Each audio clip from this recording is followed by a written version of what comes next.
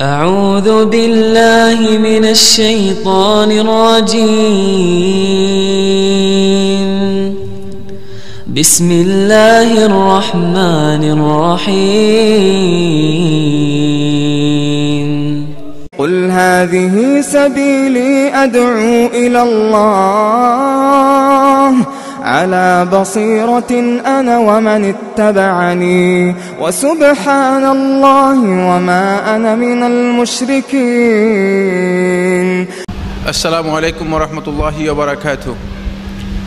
সম্মানিত সভাপতি, সম্মানিত মেহমানবৃন্দ, সম্মানিত উপস্থিতি, সুধীমণ্ডলী, ভাই ও বোনেরা, আমরা আপনাদের সামনে আলোচনা করতেছিলাম শিয়া আকিদার উৎপত্তি সম্পর্কে। আমি বলতেছিলাম আপনাদের সামনে, আমি বলেছি শিয়া আকিদার শুরুতেই তারা দুটি মৌলিক ইস্যু নিয়ে তাদের এই ফেরকাবন্দিকে তারা প্রতিষ্ঠিত করার জন্য চেষ্টা করেছে।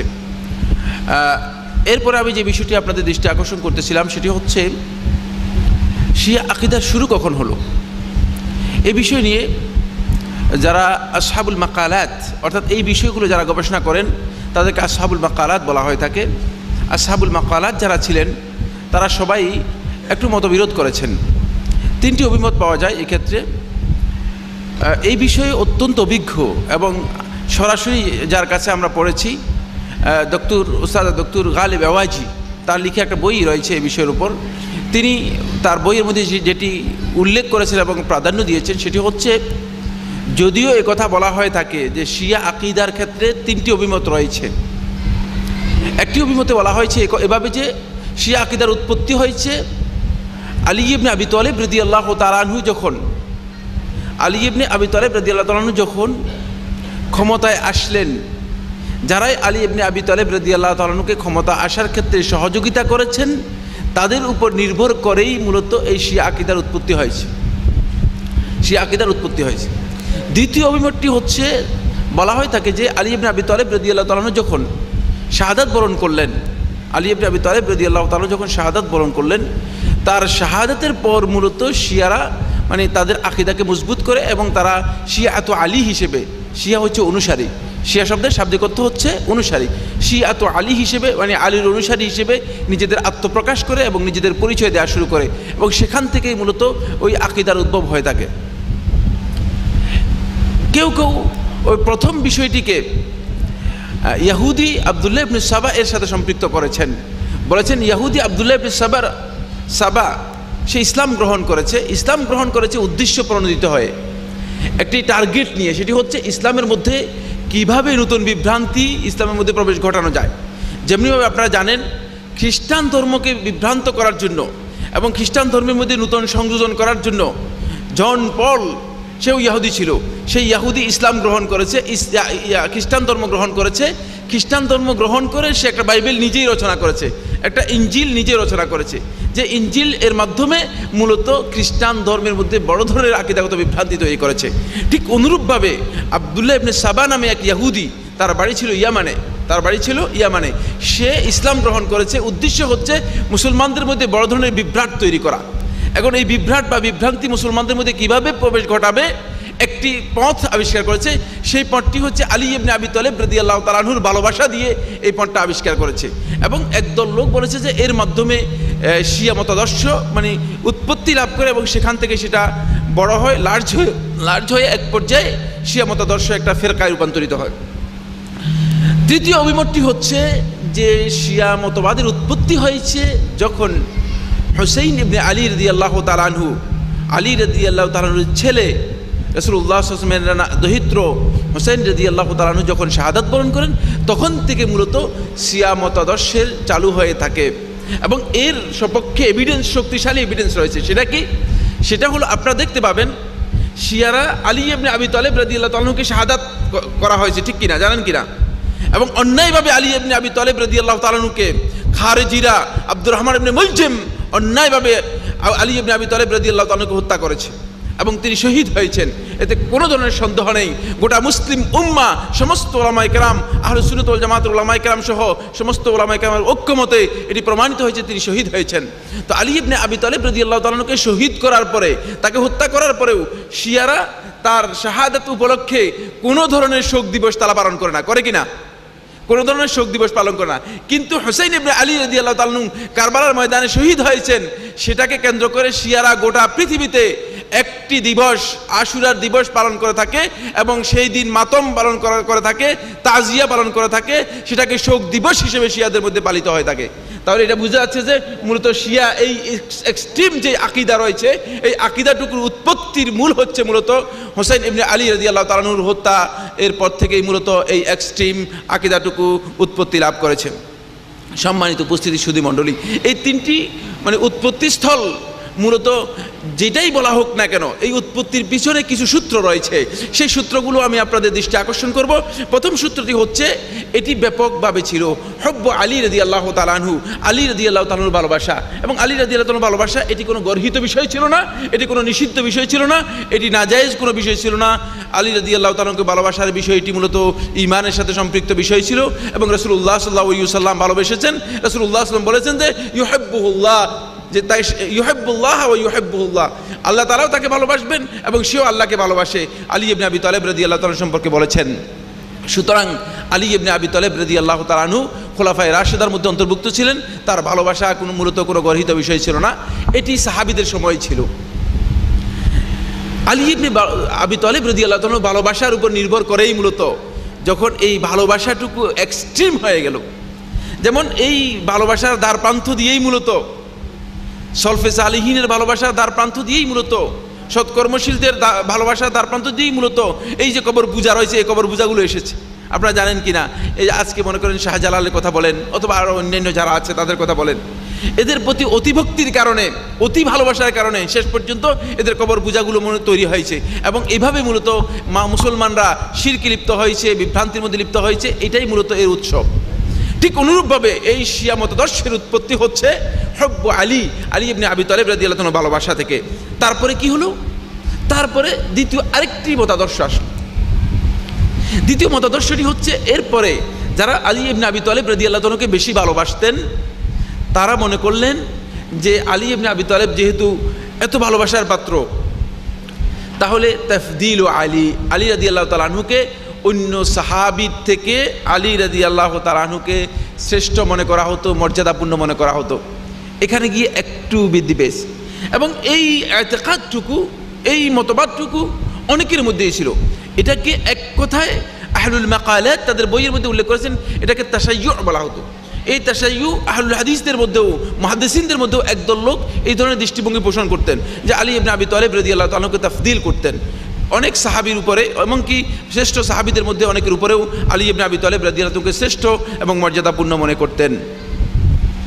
সেখান থেকে এই মর্যাদাপূর্ণ মনে করতে করতে এক পর্যায়ে আরেক স্টেজে চলে আসলো, সেটা আরেকটু এক্সট্রিম স্টেজ। সেটা কি, সেটা হচ্ছে হাকিয়াতু আলী বিল খেলাফা। মনে করলো যে আলী রাদিয়াল্লাহু তাআলা আনহু খেলাফতের জন্য সবচেয়ে বড় হকদার। কারণ তখন তারা কিছু দলিল বের করলো, কিছু হাদিস বের করলো। আলী রাদিয়াল্লাহু তাআলা সম্পর্কে রাসূলুল্লাহ সাল্লাল্লাহু আলাইহি ওয়াসাল্লাম বলেছেন, আনতা মিন্নি কামানজিলাতি হারুন মিন মূসা, যে তুমি আমার পক্ষ থেকে এমন একটি মর্যাদার অধিকারী যেমন হারুন মূসার পক্ষ থেকে মর্যাদা লাভ করেছিল। একটি বিশেষ প্রেক্ষাপটে রাসূলুল্লাহ সাল্লাল্লাহু আলাইহি ওয়াসাল্লাম আলী ইবনে আবি তালেব সম্পর্কে এই বক্তব্যটুকু দিয়েছিলেন। আর এটাকে তারা ব্যাপকভাবে আলী ইবনে আবি তালেব রাদিয়াল্লাহু তাআলা আনহু এর মানাকিব হিসেবে, বৈশিষ্ট্য হিসেবে, মর্যাদা হিসেবে উল্লেখ করে শেষ পর্যন্ত তারা মনে করে থাকেন যে রাসূলুল্লাহ সাল্লাল্লাহু আলাইহি ওয়াসাল্লাম এই বক্তব্যের মাধ্যমে মূলত আলী ইবনে আবি তালেব রাদিয়াল্লাহু তাআলাকে খেলাফত দিয়ে গিয়েছেন এবং তিনিই ছিলেন খেলাফতের সবচেয়ে বেশি হকদার। এই দৃষ্টিভঙ্গি মূলত তৈরি হয়ে থাকে আলী ইবনে আবি তালেব রাদিয়াল্লাহু তাআলা আনহু খেলাফতের একটু আগে, যখন ওসমান ইবনে আফফান রাদিয়াল্লাহু তাআলা আনহুকে হত্যা করা হয় থাকে, তখন এর ব্যাপকতা লাভ করে। কখনো আবু বকর রাদিয়াল্লাহু তাআলা আনহুর সময় অথবা ওমর ইবনে খাত্তাব রাদিয়াল্লাহু তাআলা আনহুর সময় এই ধরনের কোনো দৃষ্টিভঙ্গির কোনো অস্তিত্ব পাওয়া যায়নি। কিন্তু এই দৃষ্টিভঙ্গি তখন আলী ইবনে আবি তালেব রাদিয়াল্লাহু তাআলা খেলাফতের দিক থেকে বেশি হকদার, খেলাফতের উপযুক্ত, এই দৃষ্টিভঙ্গি তৈরি হয়।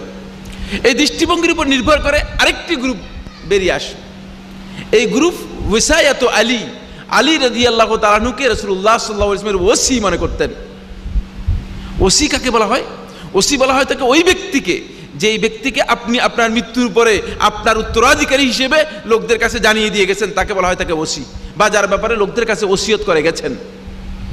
যাকে দায়িত্ব দিয়েছেন বলে আপনি ওসিয়ত করে গেছেন, সে হচ্ছে ওসি, এটাকে ওসায়া বলা হয় তাকে। একদল লোক তখন এক্সট্রিম একটা গ্রুপ তৈরি হলো, বললো যে আলী রাদিয়াল্লাহু তাআলা আনহু হচ্ছে ওসি, আল্লাহ রাসূল সাল্লাল্লাহু আলাইহি ওয়াসাল্লামের পক্ষ থেকে খেলাফতের দায়িত্বশীলই হচ্ছেন আলী রাদিয়াল্লাহু তাআলা। এটা আস্তে আস্তে এক্সট্রিম হলো, এক্সট্রিম হয়ে এরপরে আরেকটি রূপ ধারণ করলো। সেই রূপটা হচ্ছে ইসমাতু আলী, আলী রাদিয়াল্লাহু তাআলা আনহুর নিষ্পাপ মাসুম হওয়া। যেমন আজকে আমরা আমাদের পীর ওলিদেরকে, বুজুর্গ কুতুবদেরকে আমরা মনে করি যে এরা নিষ্পাপ, এরা যাই বলে সব ঠিক আছে, এরা অনেক কিছু জানে, অনেক কিছু বলে, এদের সব কিছু মাপ। ঠিক অনুরূপভাবে একদল ভক্ত এবং এক্সট্রিম একটা গ্রুপ বেরিয়ে আসলো, যারা মনে করলো যে আলী ইবনে আবি তালেব রাদিয়াল্লাহু তাআলা নিষ্পাপ, বেগুনা, তিনি আল্লাহ রাসূল সাল্লাল্লাহু আলাইহি ওয়াসাল্লামের ওসি এবং তিনি বেগুনা, তার কোনো গুনাহ নেই, তিনি নিষ্পাপ, তিনি যেটা বলেন সেটাই ঠিক। একটা গ্রুপ তৈরি হলো। এরপরে এক্সট্রিম ওই গ্রুপ যখন আলী ইবনে আবি তালেব রাদিয়াল্লাহু তাআলাকে নিষ্পাপ মনে করলো, তখন আবার আরেকটু বৃদ্ধি পেয়ে আব্দুল্লাহ ইবনে সাবা, তার অনুসারীরা এবং আরেকটি গ্রুপ বেরিয়ে আসলো। এরা বললো যে না, আলী ইবনে আবি তালেব শুধু মাসুম যে তা নয়, শুধু রাসূলুল্লাহ সাল্লাল্লাহু আলাইহি ওয়াসাল্লামের ওসি যে তা নয়, বরং আলী ইবনে আবি তালেব রাদিয়াল্লাহু তাআলা প্রকৃত নবী, তার নবুয়তের কথা ঘোষণা করে দিল। এবং একটা গ্রুপ আছে, আমরা সামনে আলোচনার মধ্যে বলবো আপনাদেরকে। এখন প্রকৃত নবী যখন আলী ইবনে আবি তালেব সম্পর্কে এত সীমা লঙ্ঘন করলো, এত বাড়াবাড়ি করলো তার ভালোবাসার মধ্যে, আরেক দল বললো যে নবী বলবো কেন, বরং আলী ইবনে আবি তালেব হচ্ছে খুদ ইলাহ মাবুদ। এমনকি আব্দুল্লাহ ইবনে সাবা আলী ইবনে আবি তালেব রাদিয়াল্লাহু তাআলা সম্পর্কে বলতে শুরু করলো আনতা আনতা, মানে তুমিই মাবুদ, তুমিই মাবুদ, এ কথা বলতে শুরু করলো। কার সম্পর্কে বললো? আলী ইবনে আবি তালেব রাদিয়াল্লাহু তাআলাকে। আব্দুল্লাহ ইবনে সাবার অনুসারী যারা ছিল, এরা সবাই যখন দেখতে পেল যে আলী ইবনে আবি তালেব সম্পর্কে আব্দুল্লাহ ইবনে সাবা এই কথা বলতেছে এবং বলতেছে তিনিই মাবুদ, এই গ্রুপকে আলী ইবনে আবি তালেব রাদিয়াল্লাহু তাআলা কি করবেন? এদের মধ্যে একদলকে আলী ইবনে আবি তালেব রাদিয়াল্লাহু তাআলা আনহু শাস্তি দিলেন, শাস্তি দিয়ে তাদেরকে হত্যাদণ্ড দিলেন। আর আব্দুল্লাহ ইবনে সাবাকে কি করা হবে? যদি তাকে হত্যা করা হয় তাহলে হয়তো বড় ধরনের বিতর্ক তৈরি হতে পারে, সমস্যা হতে পারে। তখন আব্দুল্লাহ ইবনে আব্বাস রাদিয়াল্লাহু তাআলা আনহুকে আলী ইবনে আবি তালেব রাদিয়াল্লাহু তাআলা ডাকলেন, ডেকে আব্দুল্লাহ ইবনে আব্বাস রাদিয়াল্লাহু তাআলা আনহুকে বললেন যে ইবনে আব্বাস, এখন কি করা যায়? তখন আব্দুল্লাহ ইবনে আব্বাস রাদিয়াল্লাহু তাআলা আনহু আলী ইবনে আবি তালেব রাদিয়াল্লাহু তাআলা আনহুকে বললেন, আপনি এই ইবনে সাবাকে মাদায়েনে পাঠিয়ে দেন, তাকে নির্বাসন করে দেন। তখন আলী ইবনে আবি তালেব রাদিয়াল্লাহু তাআলা আনহু ইবনে সাবাকে নির্বাসিত করেন। কেউ কেউ বলেন আলী ইবনে আবি তালেব রাদিয়াল্লাহু তাআলা আনহু পরবর্তী সময় তাকে হত্যা করেছেন। এ বিষয় নিয়ে ঐতিহাসিকদের মতো বিরোধ রয়েছে। দুইটি গ্রুপ তৈরি হলো, একটা আয-যামিমিয়া গ্রুপ শিয়াদের মধ্যে, আরেকটা হলো আস-সাবাইয়া গ্রুপ। শিয়াদের মধ্যে দুইটি গ্রুপ তৈরি হলো। আমরা সামনে শিয়াদের গ্রুপ সম্পর্কে আপনাদের দৃষ্টি আকর্ষণ করবো ছোট সময় থাকলে। আস-সাবাইয়া গ্রুপ শুধুমাত্র আলী ইবনে আবি তালেবকে ইলাহ বা মাবুদ মনে করত, আর আয-যামিমিয়া গ্রুপ মনে করতো যে 5 জনকে ইলাহ, একজন দুইজন নয়। বললে আলী ইবনে আবি তালেবকে যদি ইলাহ মনে করা হয় তাহলে ফাতেমা রাদিয়াল্লাহু তাআলাকে কি বলবো? আর ফাতেমা রাদিয়াল্লাহু তাআলাকে যদি ইলাহ মনে করা হয় তাহলে আলী ইবনে আবি তালেবের মানে আগে তার আবু তালেবকে কি বলবো? তখন তারা হাসান, হোসাইন, আবু তালেব, ফাতেমা এবং আলী এই 5 জনকে ইলাহ হিসেবে ঘোষণা করে দিল। 5 জনকে ইলাহ হিসেবে ঘোষণা করে দিল এবং তাদের ইতিকাদ এমন পর্যায়ে পৌঁছে গেল যে তারা এই সবগুলোকে ইলাহ হিসেবে ঘোষণা করলো। এইভাবে এক্সট্রিম এই এক ফেরকা, যাদের সর্বোচ্চ আকীদা হচ্ছে এই যে আলী ইবনে আবি তালেব রাদিয়াল্লাহু তাআলা আনহু শুধু মানুষ নন, বরং তিনি ইলাহ। শুধু ইলাহ নন, বরং ইবনে সাবা তার বক্তব্যের মধ্যে বলেছেন যে এই আসমানের যে গর্জন দেখতে পাচ্ছেন, মেঘের যে গর্জন দেখেন না, বিজলি যেটাকে বলা হয় তাকে, এমন এই গর্জন বা বিজলি, যেই বিজলি, এই বিজলি হচ্ছে আলী ইবনে আবি তালেব রাদিয়াল্লাহু তাআলার হাসি। এই বিজলিটা হচ্ছে কি? আলী ইবনে আবি তালেব রাদিয়াল্লাহু তাআলার হাসি। এই যে মেঘের যেই মানে বৃষ্টি হচ্ছে আলী ইবনে আবি তালেব রাদিয়াল্লাহু তাআলার ক্রন্দন, তিনি কাঁদেন, এই জন্য বৃষ্টি হয় এবং তিনি এই মেঘের মধ্যে অবস্থান করে আছেন। গোটা পৃথিবীর সমস্ত শিয়াকে সংরক্ষণ করার জন্য আলী ইবনে আবি তালেব রাদিয়াল্লাহু তাআলা মেঘের মধ্যে অবস্থান করছেন এবং শেষ সময়ে তাদের যে ইমাম আসবে, সারদাবে সামুরা থেকে যে ইমাম বের হবে, যে ইমামের জন্য তারা অপেক্ষা করতেছে, এটা হচ্ছে ইরাকে সামুরা শহরের মধ্যে একটা সারদাব আছে, একটা পাহাড়ের একটা গুহা আছে, যে গুহার মধ্যে তারা মনে করে থাকেন তাদের যে 12 নম্বর ইমাম, ইমামিয়া গ্রুপের 12 নম্বর ইমাম, তাদের ইমাম কয়জন? 12 জন। এই ইমামিয়া গ্রুপের 12 নম্বর ইমাম সারদাবে সামুরাতে তিনি আত্মগোপন করে আছেন। তারা প্রতিদিন বিকেল বেলায় সারদাবে সামুরাতে, সামুরার এই সারদাবে গিয়ে তারা দাঁড়িয়ে থাকে এবং তারা ডাকতে থাকে যে হে মেহদি তুমি আসো, আমরা তোমার জন্য অপেক্ষা করছি, হে মাহদি তুমি আসো, তোমার জন্য অপেক্ষা করছি। তারা ডাকতে থাকে এবং সন্ধ্যা পর্যন্ত ডাকে, তারপর ফিরে আসে, আবার পরের দিন এভাবে ডাকতে থাকে ইরাকের সারদাবে সামুরাতে। তারা মনে করেন যে ওই আলী ইবনে আবি তালেব রাদিয়াল্লাহু তাআলা আনহু মেঘ থেকে অনুমতি দেবেন তখন ওই সারদাবে সামুরা থেকে তাদের যে মাহদি আছে, মাহদি আল মুনতাজার, সেই মাহদি মুনতাজার সেখান থেকে বেরিয়ে আসবে। নাউজুবিল্লাহি মিন যালিক। এটি হচ্ছে তাদের আকীদা। এই শিয়াদের অনেকগুলো গ্রুপ তৈরি হলো, সমস্ত গ্রুপের আকীদাগত দিক থেকে বিভ্রান্তি রয়েছে। এক দুটি বিভ্রান্তি নয়, অনেকগুলো বিভ্রান্তি রয়েছে। তন্মধ্যে প্রসিদ্ধ দুটি গ্রুপ বর্তমান পৃথিবীতে তাদের অস্তিত্ব রয়েছে। একটির নাম হচ্ছে জাইদিয়া, একটির নাম হচ্ছে কি বললাম, জাইদিয়া। আরেকটি নাম হচ্ছে আল ইমামিয়া আল ইসনা আশারিয়া। আল ইমামিয়া যে গ্রুপ, সেই গ্রুপই হচ্ছে ইসনা আশারিয়া, মানে ইসনা আশার হচ্ছে 12, ইসনা আশার হচ্ছে কি 12 জন ইমামের আকীদা যারা পোষণ করে থাকে তাদেরকে ইমামিয়া ইসনা আশারিয়া বলা হয়। তাদের ইমামগুলো সম্পর্কে আগে তথ্য দিই আপনাদেরকে, তাহলে আপনারা বুঝতে পারবেন। প্রথম ইমাম হচ্ছে কে? ইমাম আলী। তাদের কাছে তিনি হচ্ছেন আলী ইবনে আবি তালেব রাদিয়াল্লাহু তাআলা আনহু, আল্লাহ রাসূল সাল্লাল্লাহু আলাইহি ওয়াসাল্লামের সাহাবী। তাকে নাম দিয়েছেন ইমাম আলী, তিনি হচ্ছেন ইমাম আলী প্রথম। এখন আলী ইবনে আবি তালেবের পরে হচ্ছে হাসান রাদিয়াল্লাহু তাআলা আনহু, তারপরে হাসান রাদিয়াল্লাহু তাআলা পরে হচ্ছে আলী ইবনে আবি তালেবের ছোট ছেলে হুসাইন রাদিয়াল্লাহু তাআলা আনহু। এরপরে একটু লক্ষ্য করেন, যেহেতু হাসান ইবনে আলী রাদিয়াল্লাহু তাআলা আনহু মুআবিয়া ইবনে আবি সুফিয়ানের সাথে ক্ষমতার বিষয় নিয়ে যখন দ্বন্দ্ব তৈরি হলো, তখন হাসান ইবনে আলী রাদিয়াল্লাহু তাআলা আনহু মুআবিয়া রাদিয়াল্লাহু তাআলার সাথে ক্ষমতার বিষয় নিয়ে যখন একটা গোলযোগ হলো, তখন হাসান রাদিয়াল্লাহু তাআলা আনহু তানাজুল করে ক্ষমতা ছেড়ে দিয়ে মুআবিয়া রাদিয়াল্লাহু তাআলার জন্য তিনি ক্ষমতা ছেড়ে দিয়েছেন এবং ক্ষমতা থেকে দূরে সরে দাঁড়িয়েছেন। এই জন্য হাসান ইবনে আলী রাদিয়াল্লাহু তাআলার বংশধরদের মধ্যে একজনকেও শিয়ারা তাদের ইমাম মনে করে না। বুঝতে পেরেছেন? চলে গিয়েছে তাদের ইমাম কোথায়? হুসাইন রাদিয়াল্লাহু তাআলার কাছে। হুসাইন রাদিয়াল্লাহু তাআলার ছেলে হচ্ছে আলী। আলী আসগর সম্পর্কে আপনারা জানেন, তিনি হচ্ছে জাইনুল আবদিন আলী ইবনে হুসাইন রাদিয়াল্লাহু তাআলা আনহু, তিনি যাকে জাইনুল আবদিন নামে পরিচিত। তিনি অনেক বড় ইমাম ছিলেন এবং সুন্নাহর অনুসারী ছিলেন, তাকে তারা ইমাম হিসেবে গ্রহণ করে থাকেন। এরপরে আসছে জাইনুল আবদিন আলী ইবনে হুসাইন রাদিয়াল্লাহু তাআলা আনহু দুই ছেলে, একজন ছেলে হচ্ছে মুহাম্মদ আল বাকের, আরেকজন হচ্ছে যায়েদ ইবনে আলী। মুহাম্মদ আল বাকের যিনি তিনি হচ্ছেন শিয়াদের ইমাম, শিয়া ইমামিয়া গ্রুপের ইমাম হচ্ছেন তিনি। কিন্তু যায়েদ ইবনে আলীকে তারা ইমাম হিসেবে গ্রহণ করে না। কেন? যায়েদ ইবনে আলী রাদিয়াল্লাহু তাআলা আনহুর কাছে শিয়ারা একদিন আসলো। যায়েদ ইবনে আলী রাদিয়াল্লাহু তাআলার কাছে এসে শিয়ারা বলল, হে যায়েদ, আপনি আমাদের ইমাম, আমরা আপনাকে ইমাম হিসেবে গ্রহণ করব, তবে শর্ত হচ্ছে তাবাররা মিন সনামাই কুরাইশ, কুরাইশের দুই মূর্তি অর্থাৎ আবু বকর এবং ওমর, এই দুইজন থেকে আপনি নিজেকে মুক্ত করে নিন, এই দুইজন থেকে আপনি নিজেকে মুক্ত ঘোষণা করুন, তাহলে আমরা অবশ্যই আপনাকে কি করব? ইমাম হিসেবে গ্রহণ করব। তখন যায়েদ ইবনে আলী রাদিয়াল্লাহু তাআলা বললেন, কিভাবে বলতেছো, কিভাবে একথা বলতেছো? এদের দুইজন আবু বকর এবং ওমর, এই দুইজন আল্লাহ রাসূল সাল্লাল্লাহু আলাইহি ওয়াসাল্লামের সাহায্য লাভ করেছে, আল্লাহ রাসূল সাল্লাল্লাহু আলাইহি ওয়াসাল্লাম তাদের সাহায্যে সন্তুষ্ট ছিলেন, সুতরাং আমি তাদের কাছ থেকে কোনো অবস্থায় নিজেকে মুক্ত মনে করতে পারি না, তাদের বিরুদ্ধে কোনো অবস্থা আমি অবস্থান নিতে পারি না, বরং আমি একথা তোমাদেরকে জানাচ্ছি যে তারা দুইজন হকের উপর ছিল, তারা দুইজন সঠিক ছিল, তাদের ওয়ালা, তাদের সুসম্পর্ক, তাদের প্রতি ভালোবাসা আমার জন্য অপরিহার্য। তখন তারা বললেন যে ইদান, সুতরাং আমরা তোমার সাথে আর নেই, তোমাকে আর ইমাম মানলাম না। তখন যায়েদ ইবনে আলী রাদিয়াল্লাহু তাআলা বললেন, ইদান রাফাতুমুনি, তাহলে তো তোমরা আমাকে অস্বীকার করলে। সেখান থেকে শিয়াদের আরেকটি নাম হচ্ছে রাফেদা। যেহেতু শিয়ারা যায়েদ ইবনে আলী রাদিয়াল্লাহু তাআলার সিদ্ধান্তকে মেনে নেয়নি, এই জন্য শিয়াদেরকে রাফেদা বলা হয় থাকে। শিয়াদের আরেকটি নাম হচ্ছে কি? রাফেদা। এই শিয়াদের আর মুহাম্মদ ইবনে বাকিরের পরে মুহাম্মদ ইবনে বাকিরের আরেকটি সন্তানের নাম হচ্ছে জাফর আস-সাদিক, আবু জাফর অথবা জাফর আস-সাদিক। আবু মনসুর তার কুনিয়াত ছিল। তিনি জাফর আস-সাদিক, তাকে পরবর্তী ইমাম হিসেবে তারা চিহ্নিত করেছেন। এবং যত বর্ণনা আছে জাফর সাদিক রহমতুল্লাহ আলাইহি থেকে, তার নামে মিথ্যাচার ছাড়া আর কিছুই না, সবগুলো জাফর সাদিকের বর্ণনায় রয়েছে। দেখতে পাবেন যে একটা বর্ণনাও তার সাথে সম্পৃক্ত না, সেগুলো বর্ণনা করে যাচ্ছে।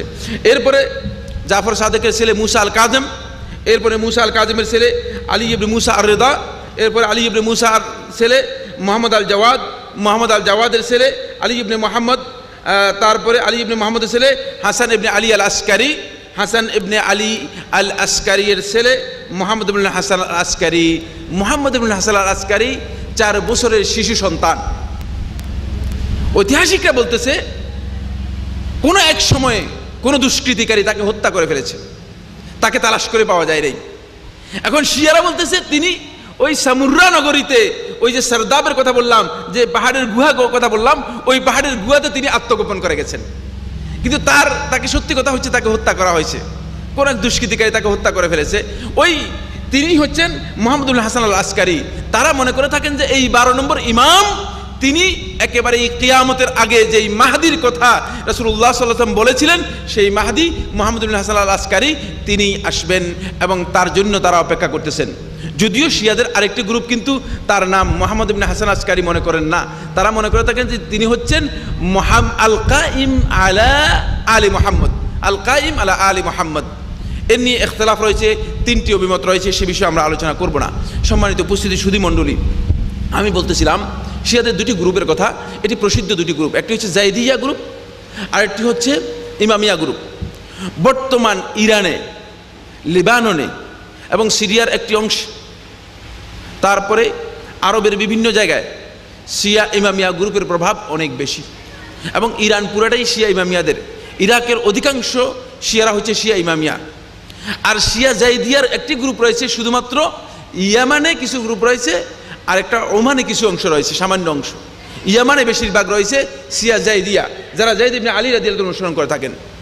এই শিয়া জাইদিয়া যারা আছে তারা আহলুত তাহকিক এবং আসহাবুল মাকালাত তাদের বক্তব্যের মধ্যে উল্লেখ করেছেন যে এরা সবচেয়ে সুন্নাহের কাছাকাছি, সবচেয়ে সুন্নাহের কাছাকাছি। তাদের আকীদার কথা যদি আমরা আলোচনা করি তাহলে আপনারা বুঝতে পারবেন যে সুন্নাহ থেকে কত শত মাইল দূরে, তারপরে সবচেয়ে সুন্নাহর কাছাকাছি। বাকি শিয়া ইমামিয়া যারা রয়েছে তাদের আকীদার কথা যদি আমি আপনাদের সামনে তুলে ধরি, কয়েকটি আকীদার কথা আমি আপনাদের সামনে তুলে ধরবো। এই জন্য যেহেতু এই আকীদাগুলো মূলত আমাদের সমাজের মধ্যে ব্যাপকভাবে বিস্তার করেছে, ব্যাপকভাবে আমাদের সমাজের মধ্যে প্রসার লাভ করেছে, অথচ এই আকীদা সম্পর্কে আমরা সচেতন নই। এজন্য আমি কয়েকটি আকীদা সম্পর্কে আপনাদের সামনে পেশ করব। সম্মানিত সুধী মণ্ডলী, আরেকটি কথা আমি আপনাদেরকে বলবো, যেটি হচ্ছে সেটা হলো এই শিয়ারা তাদের এই আকীদাগুলো বহিঃপ্রকাশ করে না, তারা এগুলোকে গোপন করার জন্য চেষ্টা করে এবং গোপন করার চেষ্টা করে এই জন্য যাতে করে শিয়া এবং সুন্নাহ এর মধ্যে যেই বিশাল পার্থক্য রয়েছে, বিশাল তফাৎ রয়েছে, এই তফাৎটুকু আস্তে আস্তে কমানো যায় এবং সুন্নাহর অনুসারীদেরকে বিভ্রান্ত করা যায়, পথভ্রষ্ট করা যায়। এই জন্য মূলত তারা এই কাজটুকু করে থাকেন। এবার আমরা যে পয়েন্টটি প্রথমে আলোচনা করব সেই পয়েন্টটি হচ্ছে 1 নম্বর তাদের যে আকীদা, এই আকীদা সম্পর্কে কিতাবুল মানিয়া। আরেকটি কথা আমি আপনাদেরকে বলবো, শিয়াদের এই আকীদাগুলো আমি যখন আলোচনা করব আমি সর্বোচ্চ ইনসাফ করার জন্য চেষ্টা করব। এই জন্য যেহেতু আল্লাহ সুবহানাহু ওয়া তাআলা কোরআনে কারীমের মধ্যে ইরশাদ করেছেন, ওয়া ইযা কুলতুম ফা'দিলু, যখন তোমরা কথা বলবে তখন ইনসাফ করবে। কোনো অবস্থাতে যাতে শিয়াদের উপরে জুলুম না হয় এবং তারা আকীদা পোষণ করে না এমন কোনো আকীদা তাদেরকে সম্পর্কিত করা হারাম। সুতরাং কোনো অবস্থাতে যে তা না হয়, এই জন্য সরাসরি শিয়াদের কিতাব থেকে তাদের প্রত্যেকটি আকীদা আপনাদের সামনে কোট করব। তাদের কিতাব থেকে, আমার কোনো বক্তব্য থেকে অথবা সুন্নাহর অনুসারী কোনো বক্তব্য থেকে তাদের আকীদাগুলো কোট করব না। যেহেতু আল্লাহ রাব্বুল আলামিন কোরআনে কারীমের মধ্যে বলেছেন, ওয়ালা ইয়াজরিমান্নাকুম শানাআনু কওমিন আলা আল্লা তা'দিলু ই'দিলু হুয়া আকরাবু লিত-তাকওয়া। আল্লাহ সুবহানাহু ওয়া তাআলা কোরআনে কারীমের মধ্যে বলেছেন, কোনো কারণে যদি কোনো সম্প্রদায়ের প্রতি তোমাদের প্রতিহিংসা, জিজ্ঞাসা, তাদের উপর অন্যায় করতে তোমাদেরকে উদ্বুদ্ধ না করে, ই'দিলু, তোমরা বিচার করো, সুবিচার করো, হুয়া আকরাবু লিত-তাকওয়া, এটি তাকওয়ার একেবারেই নিকটবর্তী অবস্থান। তাকওয়া লাভ করতে হলে তোমাদেরকে সুবিচার করতে হবে। এই জন্য কোনো সম্প্রদায় সম্পর্কে, কোনো ব্যক্তি সম্পর্কে, কোনো গোষ্ঠী সম্পর্কে, কোনো দল সম্পর্কে, কোনো উপদল সম্পর্কে না জেনে না বুঝে আন্দাজের উপর বক্তব্য দেওয়া জায়েজ নেই এবং তাদের উপর জুলুম হয়ে যেতে পারে, সেই কথা বলার কোনো সুযোগ নেই। প্রত্যেকটি বক্তব্য আমরা যখন দেব তখন আমরা তাদের রেফারেন্স উল্লেখ করব। কিতাবুল মানিয়া এর আল মালতি এর 25 নম্বর পৃষ্ঠায় শিয়াদের কোরআনে শিয়াদের আকীদা সম্পর্কে বলেন যে, ইন্নাল্লাহা বা'আসা জিবরিল বিল ওয়াহয়ি ইলা আলী ইবনে আবি তালিব আলাইহিস সালাম ফাগালাতা জিবরিল ওয়া আনজালা আল ওয়াহয়ি আলা মুহাম্মাদিন সাল্লাল্লাহু আলাইহি ওয়াসাল্লাম। বলেন যে আল্লাহ রাব্বুল আলামিন ওহী প্রেরণ করেছিলেন আলী ইবনে আবি তালিব আলাইহিস সালামের কাছে। ওহিটা কার কাছে প্রেরণ করা হয়েছে? আলীর কাছে প্রেরণ করা হয়েছে। ফাগালাতা জিবরিল, ও জিবরিল ভুল করে ফেলেছে। ভুল করে এটা মুহাম্মদ সাল্লাল্লাহু আলাইহি ওয়াসাল্লামকে এই মানে ওহিটা দিয়ে দিয়েছে বলে। নাউজুবিল্লাহ, কত বিভ্রান্ত কথা। ওহির জন্য আল্লাহ রাব্বুল আলামিন বিশ্ববাসীর কাছে যাকে সর্বশেষ নবী হিসেবে, রাসূল হিসেবে প্রেরণ করেছেন, তার সম্পর্কে কত ধৃষ্টতা পোষণ করে কথা বলেছে চিন্তা করুন। এমনকি শিয়াদের একটা গ্রুপ বের হয়েছে, যে গ্রুপের নাম হচ্ছে শিয়া আল গোরাবিয়া। শিয়া আল গোরাবিয়া কি জিনিস আপনারা হাসবেন যদি বলা হয় থাকে। গোরাব শব্দের শাব্দিক অর্থ হচ্ছে কাক। শিয়া আল গোরাবিয়া হচ্ছে, শিয়ারা বলে থাকে যে দুইটি কাক, কুরাইশের দুইটি কাক ছিল। একটা কাক হচ্ছে মুহাম্মদ, আর একটা কাক হচ্ছে কি আলী। এখন এই দুইটি কাকের মধ্যে জিবরিল আমিন যখন ওহী নিয়ে আসছিলেন, তখন যেহেতু কাক দুইটা একই ধরনের, চিনতে পারেন নাই, জিবরিল আমিন ভুল করে মুহাম্মদের কাছে ওহী না দিয়ে আলী ইবনে আবি তালেবের কাছে ওহী না দিয়ে ভুল করে মুহাম্মদ সাল্লাল্লাহু আলাইহি ওয়াসাল্লামকে ওহী দিয়ে দিয়েছে। ফলে মুহাম্মদ সাল্লাল্লাহু আলাইহি ওয়াসাল্লাম নবী হয়েছে, কিন্তু নবী হলেও মুহাম্মদ সাল্লাল্লাহু আলাইহি ওয়াসাল্লাম আলী ইবনে আবি তালেবের অনুসারী ছিলেন। এই শিয়া আল গোরাবিয়ার আকীদা হচ্ছে এটি। শিয়া আল গোরাবিয়ার আকীদা হচ্ছে এটি। এবার বুঝতে পারেন যে কত বিভ্রান্ত আকীদা। দ্বিতীয় পয়েন্ট হচ্ছে শিয়াদের ইমাম যারা আছে, শেখ যারা আছে, তারা বলে থাকেন যে কুরআন কারীম সম্পর্কে তাদের আকীদা কি। আমাদের কাছে সবচেয়ে স্বচ্ছ স্পষ্ট আকীদা হচ্ছে আল্লাহর কোরআন সম্পর্কে, আল্লাহর কোরআন এর মধ্যে কোনো ধরনের বিকৃতি পরিবর্তন হয়েছে কিনা, হয়নি। এবং আল্লাহ সুবহানাহু ওয়া তাআলা কোরআনে কারীমের মধ্যে এই বিষয়ে স্পষ্ট করে দিয়েছেন, ইন্না নাহনু নাযালনা যিকর ওয়া ইন্না লাহু লাহাফিজুন। এই কোরআনকে আমরা অবতীর্ণ করেছি, আমরাই এই কোরআনের হেফাজতের দায়িত্ব নিয়েছি। এটা কে বলেছেন? আল্লাহ রাব্বুল আলামিন বলেছেন যে কোরআন তিনি অবতীর্ণ করেছেন এবং কোরআনের হেফাজতের দায়িত্বও তিনি নিয়েছেন। সম্মানিত উপস্থিতি সুধী মণ্ডলী, এই কোরআনকে আল্লাহ রাব্বুল আলামিন সমস্ত অতিরঞ্জন, বৃদ্ধি, ঘাটতি সব কিছু থেকে কোরআনকে হেফাজত করেছেন। কোরআনে অপরিপূর্ণতা বলতে কিছুই নেই। শিয়াদের আকীদা হচ্ছে কোরআন সম্পর্কে, প্রথম আকীদা হলো তারা একদল মনে করেন যে কোরআন অপরিপূর্ণ, কোরআন হচ্ছে অপরিপূর্ণ। কোরআনের পাশাপাশি তারা দুইটি আকীদা পোষণ করে থাকেন। একটাকে বলা হয় আকীদাতুল জাফর, আর একটাকে বলা হয় মুসহাফে ফাতেমি। তারা মনে করে থাকেন যে আলী ইবনে আবি তালেব রাদিয়াল্লাহু তাআলা আনহু একটি মুসহাফ ফাতেমা রাদিয়াল্লাহু তাআলা আনহুর কাছে লিখে দিয়ে গেছেন, যেই মুসহাফের মধ্যে যেই বর্তমান যে কোরআন আছে, এই কোরআনের 3 গুণ বেশি বক্তব্য রয়েছে। নাউজুবিল্লাহ। এটার উপর নির্ভর করে আমাদের দেশের সুফিরা, এটার উপর নির্ভর করে, এই আকীদার উপর নির্ভর করে আমাদের দেশের সুফিরা আরেকটা আকীদা বের করেছে। সেই আকীদাকে কি বলবো? সেই আকীদা হচ্ছে, সুফিরা বলে থাকেন যে কোরআনের মধ্যে রয়েছে জাহেরি, এটা হলো 30,000, আর বাতিনি রয়েছে 60,000। বাতিনিটা তারা মুসহাফে ফাতেমিতে পেয়েছে, এবং এটার উপর ভিত্তি করে মূলত তারা এই আকীদা পোষণ করে থাকে। নাউজুবিল্লাহ। দুটি ভয়ঙ্কর বিভ্রান্ত আকীদা, দুটি ভয়ঙ্কর বিভ্রান্ত আকীদা। তো যে কথা আমি বলতেছিলাম সেটি হচ্ছে কোরআনের ব্যাপারে তাদের এক দলের আকীদা হচ্ছে কোরআন অপরিপূর্ণ। এই কারণে তারা দুটি আকীদা পোষণ করে থাকে, একটা হলো জাফর আর একটা হচ্ছে মুসহাফে ফাতেমি। মুসহাফে ফাতেমির কথা বললাম। জাফর কি জিনিস? জাফর কাকে বলা হয় থাকে? জাফর হচ্ছে হরিণের চামড়াকে জাফর বলা হয় থাকে। হরিণের চামড়াকে জাফর বলা হয়। হরিণের চামড়ার উপর গুরুত্বপূর্ণ ইসলামের কিছু বিধান, যেখানে রাসূলুল্লাহ সাল্লাল্লাহু আলাইহি ওয়াসাল্লাম আলী ইবনে আবি তালেব রাদিয়াল্লাহু তাআলা আনহু রাসূলুল্লাহ সাল্লাল্লাহু আলাইহি ওয়াসাল্লামের ইন্তেকালের পরে খেলাফতের একমাত্র হকদার এবং রাসূলুল্লাহ সাল্লাল্লাহু আলাইহি ওয়াসাল্লামের ওসি, এই বিষয়গুলো লিখে দিয়ে গেছেন বলে শিয়ারা মনে করে থাকেন যে এই জাফরটুকু আলী ইবনে আবি তালেব রাদিয়াল্লাহু তাআলা আনহু রেখে গিয়েছিলেন, এবং এটাকে তারা মনে করেন যে এটা হচ্ছে আলী ইবনে আবি তালেবের বিশেষ রেখে যাওয়া বিষয়। কিন্তু সম্মানিত উপস্থিতি সুধী মণ্ডলী, সহিহ মুসলিমের স্পষ্ট riwayতের মধ্যে এসেছে, আবু জুহাইফা রাদিয়াল্লাহু তাআলা আনহু বর্ণনা করেন, তিনি বলেন, আবু জুহাইফা সুয়াই রাদিয়াল্লাহু তাআলা আনহু বর্ণনা করেন, তিনি বলেন যে আলী ইবনে আবি তালেব রাদিয়াল্লাহু তাআলাকে আমি জিজ্ঞেস করলাম যে আল্লাহ রাসূল সাল্লাল্লাহু আলাইহি ওয়াসাল্লাম এই যে কিতাব রয়েছে, এই কিতাবের অতিরিক্ত আপনাদের কাছে কি কোনো কিছু রেখে গেছে কিনা? তখন আলী ইবনে আবি তালেব রাদিয়াল্লাহু তাআলা বললেন যে এই সাহিফা দেখতে পাচ্ছ, এবং এই কিতাব ছাড়া রাসূলুল্লাহ সাল্লাল্লাহু আলাইহি ওয়াসাল্লাম আমাদের কাছে আর অতিরিক্ত কোনো স্পেশাল কোনো বিষয় রেখে যাননি। একেবারে স্পষ্ট কথা আবু জুহাইফা সুয়াই রাদিয়াল্লাহু তাআলা আনহু রাসূলুল্লাহ আলী ইবনে আবি তালেব থেকে বর্ণনা করেছেন। তাহলে শিয়াদের এই বক্তব্যের কোনো ভিত্তি নেই। ভিত্তিটা কি? ভিত্তিটা হচ্ছে যে তাদের ইমামরা বলেছে। ইমাম কে বলেছে? কোনো ইমামের কথা তারা তথ্য দিতে পারেনি। তাদের শরহুল মিলাল ওয়া নিহালের মধ্যে এই বিষয় সম্পর্কে উল্লেখ করা হয়েছে। তাদের কিতাবের মধ্যে উল্লেখ করা হয়েছে যে তাদের কিতাবের মধ্যে সেটি হচ্ছে আল কিতাবুল মুনিয়ার মধ্যে উল্লেখ করা হয়েছে এই কথা যে তাদের ইমাম জাফর সাদিক বর্ণনা করেছেন যে আলী ইবনে আবি তালেব আলাইহিস সালাতু ওয়াস সালাম থেকে নাউজুবিল্লাহ মিন যালিক যে জাফর এবং মুসহাবে ফাতেমির তথ্য পাওয়া গিয়েছে, নাউজুবিল্লাহ মিন যালিক। এরপরে 3 নম্বর যে আকীদা সেটি হচ্ছে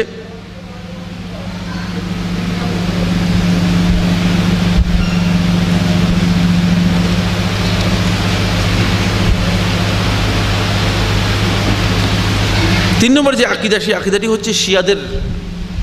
তারা মনে করে থাকেন যে শিয়া যারা ইমাম রয়েছেন, যে 12 জন ইমামিয়া যারা 12 জন ইমামের কথা বলে থাকেন, এবং জাইদিয়া যারা আছে তারা যদিও ইমামের কথা বলে থাকেন না, কিন্তু তারা যায়েদ ইবনে আলী রাদিয়াল্লাহু তাআলা আনহুকে তাদের একটা গ্রুপ ইমাম হিসেবে মনে করেন, এবং একটা গ্রুপ মনে করে থাকেন যে যায়েদ ইবনে আলী রাদিয়াল্লাহু তাআলা আনহু মূলত তিনিও আলী ইবনে আবি তালেব রাদিয়াল্লাহু তাআলার মতো নিষ্পাপ, এবং তিনিও সত্যিকারভাবে মানে তিনি যা বলেছেন এগুলোই হচ্ছে ওহির মতো গ্রহণযোগ্য। তারা এই ইমামদেরকে মনে করে থাকেন যে ইমামরা হচ্ছে আল্লাহ এবং উম্মতের মাঝে, আল্লাহ এবং উম্মতের মাঝে, সৃষ্টির মাঝে এরা হচ্ছে ওয়াসিতা, মাধ্যম, এরা হচ্ছে মাধ্যম। এই মাধ্যমের কথা আমরা যদি সুফিবাদের আকীদার মধ্যে আসি তখন আমরা পাবেন সুফিরা মনে করে থাকে তাদের পীর, তাদের বুজুর্গ, তাদের কুতুব, তাদের তথাকথিত যারা আছে এই সমস্ত ব্যক্তিরা হচ্ছে আল্লাহ এবং বান্দার মাঝে মাধ্যম, বলে যে এদেরকে মাধ্যম হিসেবে আমরা গ্রহণ করেছি। যেমনিভাবে মক্কার মুশরিকরাও মনে করতো যে আল্লাহ এবং আমাদের মাঝে মাধ্যম হচ্ছে এই যে মূর্তিগুলো যেগুলো আমরা পূজা করে থাকি, মা না'বুদুহুম ইল্লা লিয়ুকাররিবুনা ইলাল্লাহি যুলফা, যে এগুলোর ইবাদত আমরা করে থাকি এই জন্য যে এগুলো আমাদেরকে আল্লাহর কাছে পৌঁছিয়ে দেবে, আল্লাহর কাছে আমাদেরকে নিয়ে যাবে। এখান থেকে বোঝা যাচ্ছে যে মূলত এই 3টি ইতিকাদ, শিরকের যে ইতিকাদটুকু মুশরিকরা করত, এই ইতিকাদটুকু থেকেই মূলত শিয়ারা তাদের ইমামদেরকে আল্লাহ এবং বান্দার মাঝে মাধ্যম হিসেবে গ্রহণ করত। আবার এই ইতিকাদের উপর নির্ভর করেই মূলত সুফিবাদীরা তাদের ওলি এবং কুতুব, তাদের তথাকথিত পীর এবং বুজুর্গদেরকে তারা আল্লাহ এবং বান্দার মাঝে মাধ্যম হিসেবে গ্রহণ করে থাকে। শিয়াদের আরেকটি ইতিকাদ হচ্ছে তাদের ইমাম যারা আছেন তারা মাসুম, এবং তারা শুধু মাসুম বা নিষ্পাপ নয়, মাসুম হচ্ছে নিষ্পাপ, শুধু মাসুম বা নিষ্পাপ নয়, তারা মাসুম এবং তারা গায়েব জানতেন, তারা গায়েব জানতেন। এবং আপনি দেখতে পাবেন এই আকীদার সাথে সামঞ্জস্যপূর্ণ সুফিবাদীদের আকীদা। সুফিবাদী দর্শনে যারা বিশ্বাসী তারা মনে করেন যে এমন আল্লাহ রাসূল সাল্লাল্লাহু আলাইহি ওয়াসাল্লাম গায়েব জানতেন, এবং আল্লাহ রাসূল সাল্লাল্লাহু আলাইহি ওয়াসাল্লাম গায়েব জানতেন এই কথা কেন বলেন? যাতে করে তাদের পীর সাহেবদের জন্য, তাদের বুজুর্গদের জন্য গায়েব জানার বিষয়টি সাব্যস্ত করা যায়। যদি আল্লাহ রাসূল সাল্লাল্লাহু আলাইহি ওয়াসাল্লাম গায়েব জানেন না এই কথা বলেন, তাহলে তো আর তথাকথিত পীর সাহেব, তথাকথিত বুজুর্গ, তথাকথিত ওলি গায়েব জানেন এ কথা বলার কোনো সুযোগ নেই। যেহেতু রাসূলই গায়েব জানতেন না, তাহলে এরা গায়েব জানবেন কোত্থেকে? এই জন্য তারা আস্তে আস্তে করে গায়েবকে বন্টন করে দিয়ে আসতেছে, যে রাসূল গায়েব জানতেন, ইমামরাও গায়েব জানে, এবং ওলি কুতুব যারা আছে এরা সবাই গায়েব জানে, এবং একই সূত্রে গাথা। এই পুরা আকীদাটুকু, পুরা ইতিকাদটুকু একই সূত্রে গাথা, এবং একই সূত্রেই মূলত এই আকীদাটুকু হয়েছে। এই আকীদা তারা পোষণ করতেন। শিয়াদের আরেকটি আকীদা হচ্ছে তারা এই কথা মনে করে থাকেন যে শিয়া আল কুলাইনি তার কিতাবের মধ্যে, কিতাবুর রাউদার মধ্যে এবং কাফির মধ্যে উল্লেখ করেছেন। কাফির 8 নম্বর খণ্ডের 210 নম্বর পৃষ্ঠায় তিনি উল্লেখ করেছেন, ইন্নাল কাওয়াকিব ওয়ান নুজুম লাহা তাসিরুন, ইন্নাল কাওয়াকিব ওয়ান নুজুম লাহা তাসিরুন ফি সাআদাতি ওয়াশ শাকাওয়া ওয়া ফি দুখুলিল জান্নাতি ওয়ান নার। তারা মনে করে থাকেন যে এই যে চন্দ্রগুলো, এই যে সূর্যগুলো, এই যে চাঁদ, এই যে তারকারাজি, এগুলোর একটা বিশাল প্রভাব আছে মানুষের উপর, জান্নাতে জাহান্নামে যাওয়ার উপর, মানুষের মানে সৌভাগ্য, হতভাগ্য, দুর্ভাগা হওয়ার উপর, ভালো মন্দের উপর, নাউজুবিল্লাহ মিন যালিক। এটা কুলাইনি তার কিতাবুল কাফির মধ্যে উল্লেখ করেছেন, এবং এই ইতিকাদও শিয়ারা পোষণ করে থাকেন। শিয়াদের আরেকটি ইতিকাদ হচ্ছে, সেটি হলো আলী ইবনে আবি তালেব রাদিয়াল্লাহু তাআলা সম্পর্কে তারা ইতিকাদ করেন যে আলী ইবনে আবি তালেব রাদিয়াল্লাহু তাআলা আনহু তিনি মূলত আবার প্রত্যাবর্তিত ফিরে আসবেন। শিয়া গ্রুপের একটা আকীদা এটাও রয়েছে যে এটাকে রাজআ বলা হয় থাকে, যে আলী ইবনে আবি তালেব রাদিয়াল্লাহু তাআলা আনহু আবার ফিরে আসবেন, এবং ফিরে এসে আলী ইবনে আবি তালেব রাদিয়াল্লাহু তাআলা আনহু যে সমস্ত বিষয়গুলো অমীমাংসিত আছে তারা মনে করে থাকেন, সেই অমীমাংসিত বিষয়গুলো তিনি মীমাংসা করবেন এবং তাদেরকে সেই সমস্ত ব্যাপারে দিক নির্দেশনা করবেন। এরপরে শিয়াদের আরেকটি অন্যতম আকীদা হচ্ছে তারা উসুলুল কাফির 1 নম্বর খণ্ডের মধ্যে তাদের উল্লেখ করেছেন আলী ইবনে আবি তালেব রাদিয়াল্লাহু তাআলা আনহু ইউহিল মাউতা, মৃতদেরকে তিনি জীবিত করতে পারেন, মৃতদেরকে তিনি জীবিত করতে পারতেন, তাদের এই আকীদা ছিল।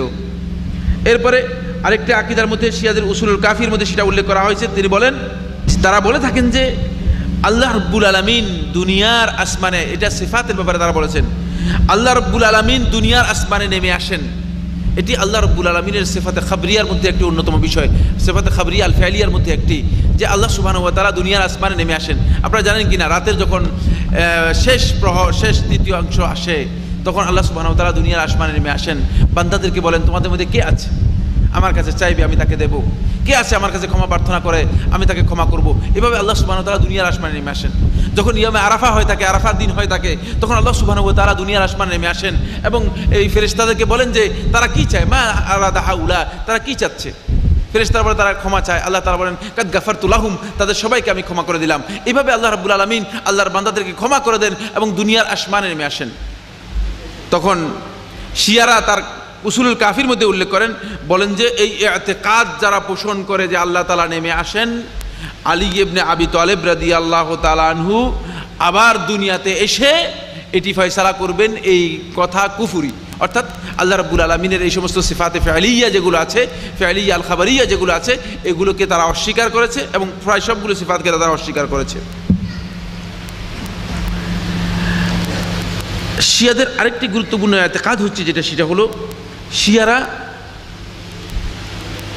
কোরআনের ক্ষেত্রে যেমনিভাবে কোরআনকে অস্বীকার করে থাকে, তেমনিভাবে রাসূলুল্লাহ সাল্লাল্লাহু আলাইহি ওয়াসাল্লামের হাদিসকে তারা মোটেই মানে না।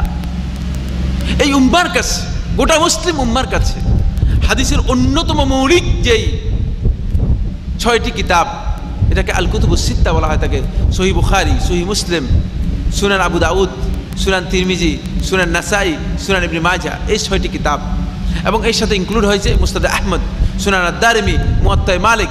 এই যে হাদিসের গুরুত্বপূর্ণ যে 9টি কিতাব বা 6টি কিতাব রয়েছে, এই এক কিতাবের একটি কিতাবকেও তারা গ্রহণযোগ্য কিতাব হিসেবে গ্রহণ করে না, এমনকি সহিহ বুখারীকেও তারা গ্রহণযোগ্য কিতাব হিসেবে গ্রহণ করে না। এখান থেকে প্রমাণিত হচ্ছে তাহলে আপনি হাদিস পাবেন কোথায়, হাদিস কিভাবে আপনি গ্রহণ করবেন?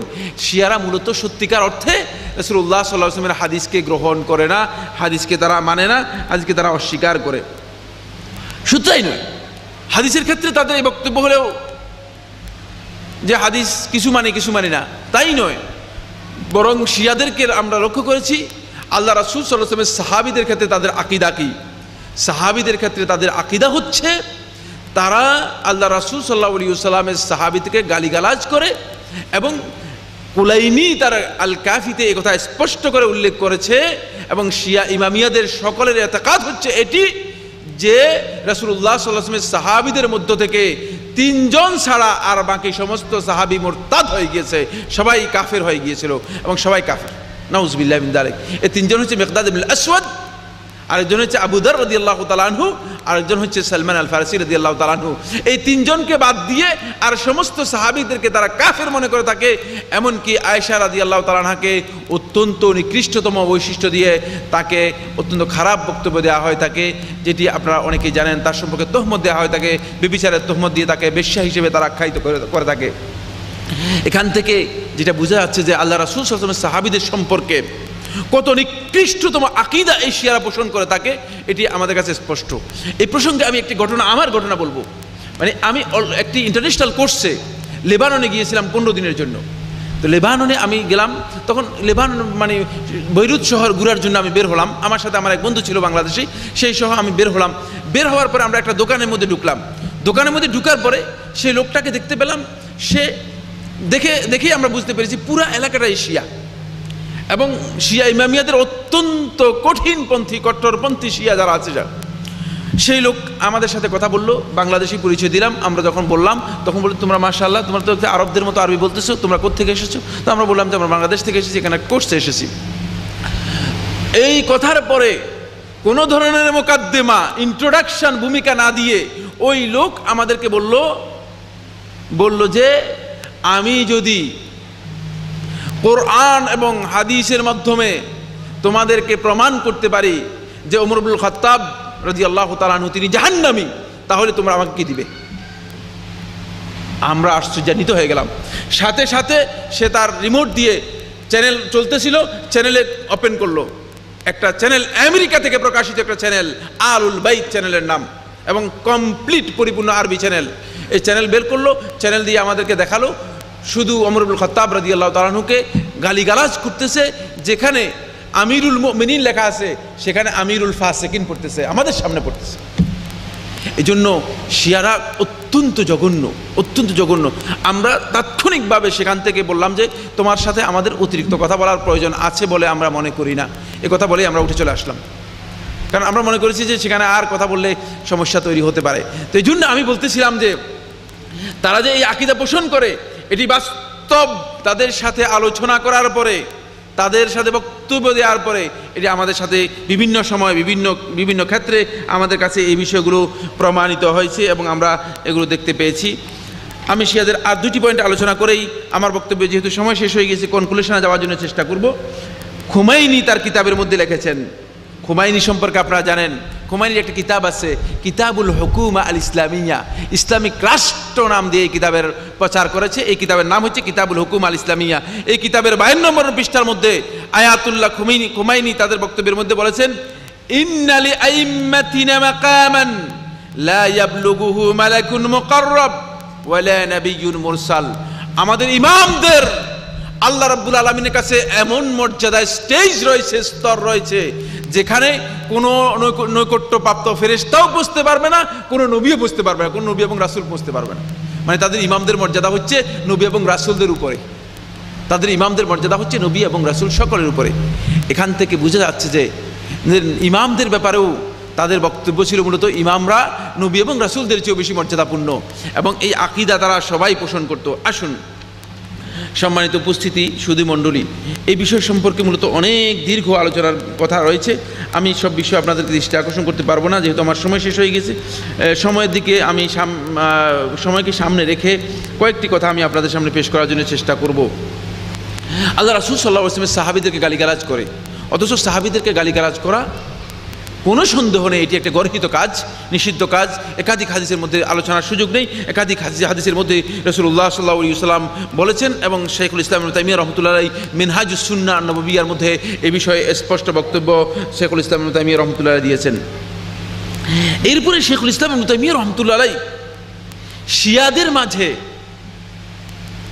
এবং ইহুদিদের মাঝে আকীদাগত দিক থেকে যেই সমস্ত সামঞ্জস্যতা রয়েছে, এই সামঞ্জস্যতাগুলো শাইখুল ইসলাম ইবনে তাইমিয়া রাহমাতুল্লাহ আলাইহি সর্বমোট 7টি পয়েন্টে উল্লেখ করেছেন। এই পয়েন্টগুলো আমি আপনাদের সামনে তুলে ধরবো, এরপর আমার বক্তব্য শেষ হয়ে যাবে।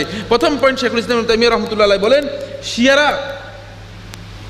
শিয়ারা যেভাবে মনে করে থাকে যে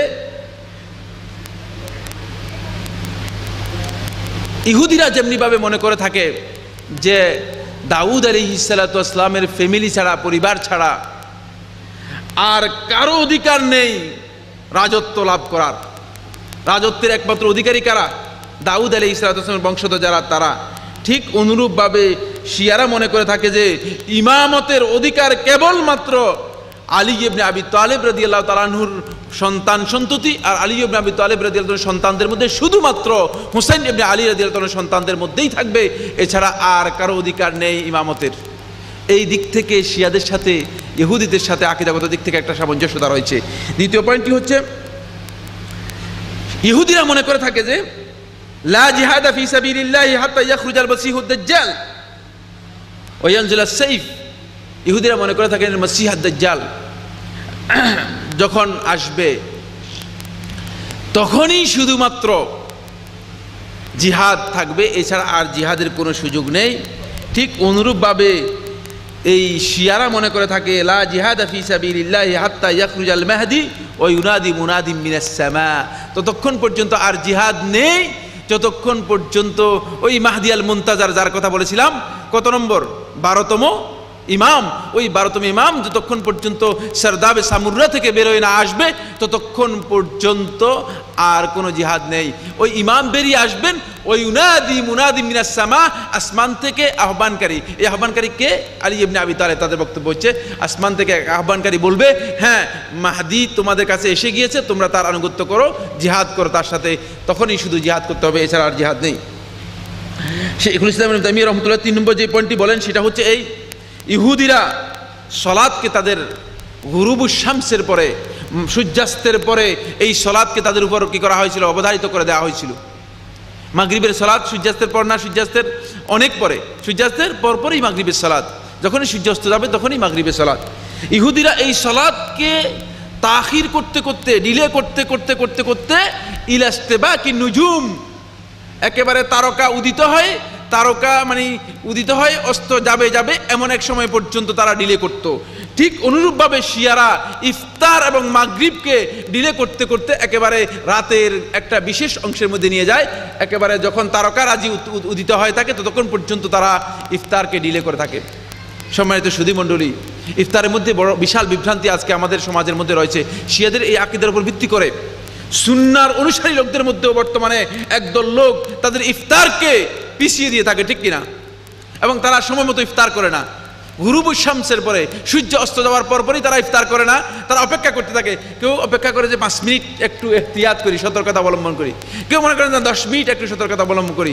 একদল বেরিয়ে আসছে, তারা বলছে যে যেহেতু আল্লাহ তাআলা কোরআনের মধ্যে বলেছেন হুম্মা আতিম্মুস সিয়ামা ইলাল লাইল, অতঃপর তোমরা রাত্র পর্যন্ত তোমাদের সিয়ামকে পরিপূর্ণ করো, রাত না হওয়া পর্যন্ত অন্তপক্ষে 30 মিনিট পর্যন্ত অপেক্ষা করতে হবে। রাত পরিপূর্ণ হলে তারপরে ইফতার করবে। আছে কিনা আমাদের সমাজের মধ্যে? এবং একটা বিশাল বিভ্রান্তি আমাদের সমাজের মধ্যে ব্যাপকভাবে বিস্তার করার জন্য, ব্যাপকভাবে এই বিভ্রান্তি ছড়িয়ে দেওয়ার জন্য চেষ্টা করা হচ্ছে। শাইখুল ইসলাম ইবনে তাইমিয়া রাহমাতুল্লাহ আলাইহি আরেকটি পয়েন্ট আলোচনা করেন। তিনি বলেন ইহুদিরা তাওরাতকে, আল্লাহ তাআলা কোরআনে কারীমের মধ্যে বলেছেন হাররাফুত তাওরাত, তাওরাতকে তারা বিকৃত করেছে। আর শিয়ারা কোরআনে কারীমকে বিকৃত করেছে। শিয়াদের তাফসীর যদি, যেই তাফসীর শিয়ারা লিখেছে আল মিজান, এই তাফসীর যদি আপনারা কেউ পড়েন তাহলে দেখবেন যে কোরআনে কারীমের যে বক্তব্য আল্লাহ রাব্বুল আলামিন দিয়েছে তার সাথে তাদের এই বক্তব্যের সাথে কোনো মিল নেই। তারা নিজেদের ইচ্ছা মতো কোরআনে কারীমকে তাহরিফ করে নিয়েছে, বিকৃত করে নিয়েছে। শুধু তাহরিফ করেই শেষ করে নাই, বরং কোরআনে কারীমের মধ্যে সংযোজন করার জন্য চেষ্টা করেছে এবং কোরআনে কারীমের অপরিপূর্ণতার কথা তারা বলেছে এবং তারা দাবি করেছে যে এই কোরআন অপরিপূর্ণ, এর মধ্যে কয়েকটি সূরা নেই। তোমরা একটা সূরা এখানে আমি নিয়ে এসেছিলাম, সময়ের কারণে আপনাদেরকে পড়ে শোনাতে পারলাম না।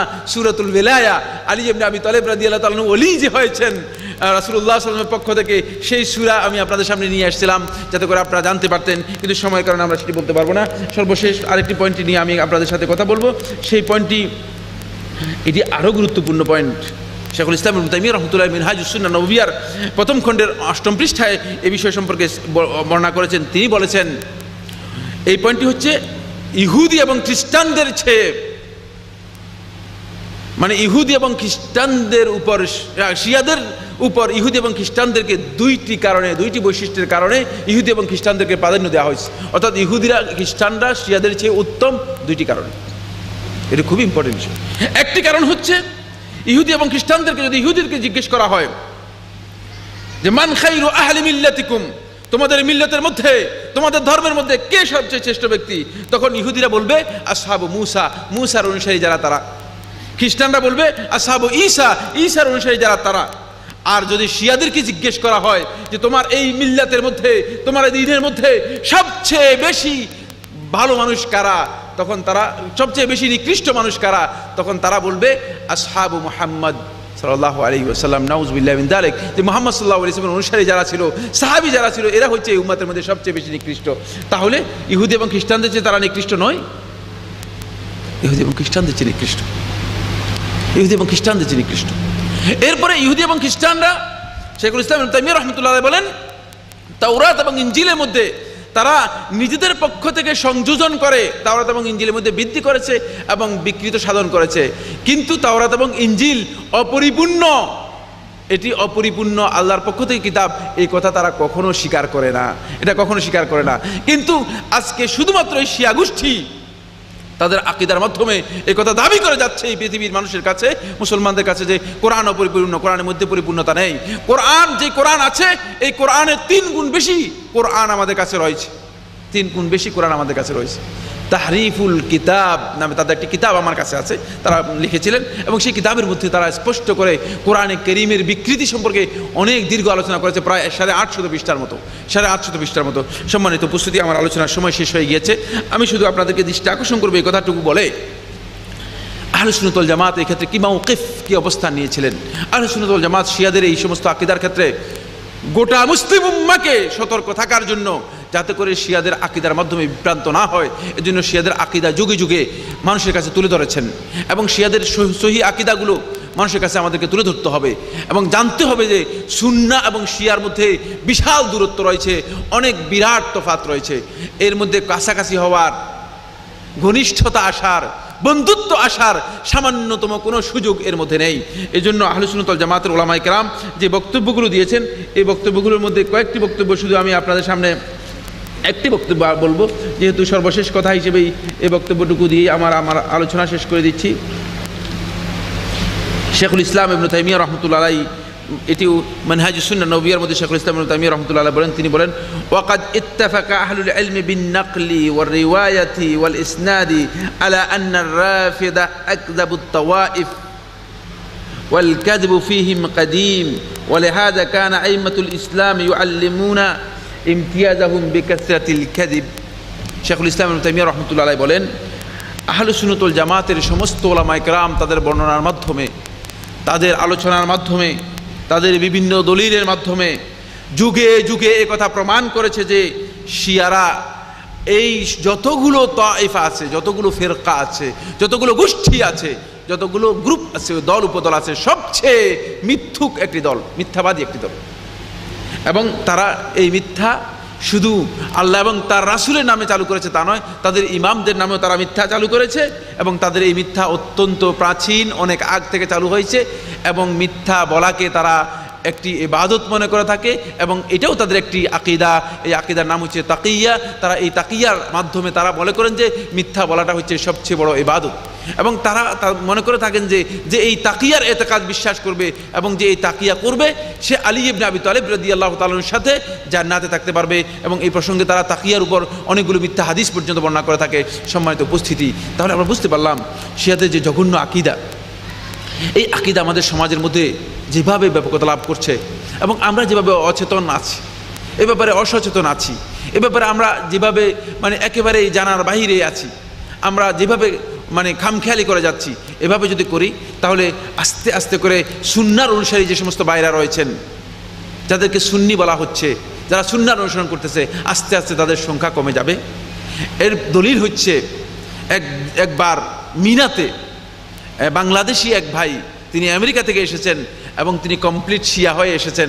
আমার সাথে তিনি দীর্ঘ 2 ঘন্টা পর্যন্ত বিতর্কে লিপ্ত হলেন, শুধুমাত্র শিয়াদের এই মৌলিক আকীদার বিষয়গুলো নিয়ে, যেহেতু তার মগজকে শিয়া করে দেওয়া হয়েছে।